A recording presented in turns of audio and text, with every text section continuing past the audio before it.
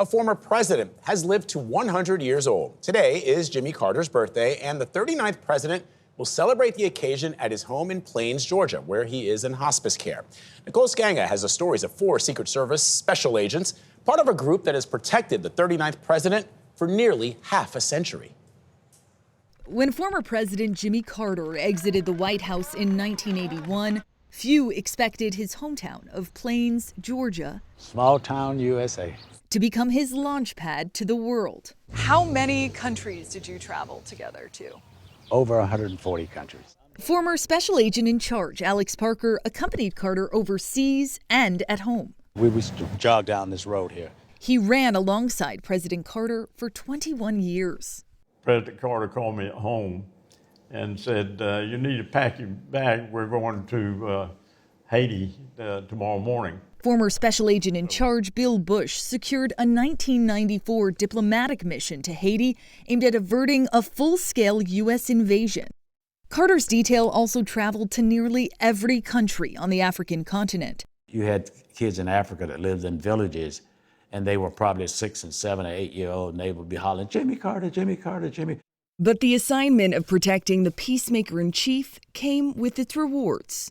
Carter insisted on this photo of him celebrating the Nobel Peace Prize together with agents. Plus hobbies, fly fishing, dog sledding, and skiing. He had never been snow skiing before, and so he and Miss Carter took lessons out in Colorado. And so I selected a group of agents and went to school in Colorado.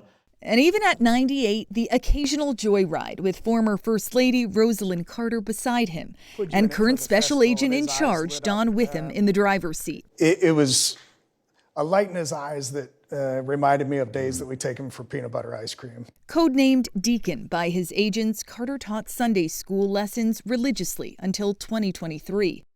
Former special agent in charge Nick Steen. No matter where we were or what we were doing, he was going to be home by Saturday night so he could get his lesson prepared for Sunday morning. And regularly attended services. It was humbling, especially one Sunday in particular, because the sermon was talking about making the world a better place.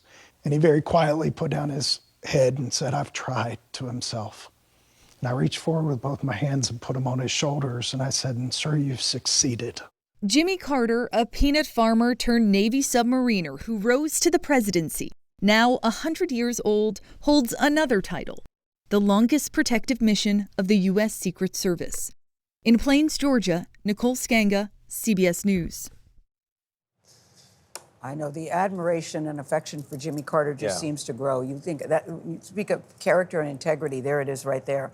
Saw an interview with his grandson yesterday. His grandson said, "What's the secret to your grandfather's life? He just doesn't want to give up on anything." No, he doesn't. He was very competitive. That's something, he seems so gentle and kind of easygoing, and in many ways he was, but he also wanted to win. Well, historians will judge whether or not his life after the presidency has been as monumental as his impact on the office of the president, because he's continued to do good works long after leaving the Oval Office. So it's not just reaching this milestone, it's his good works also that are... He'll be judged on the whole life, not just the 4 years in the White House.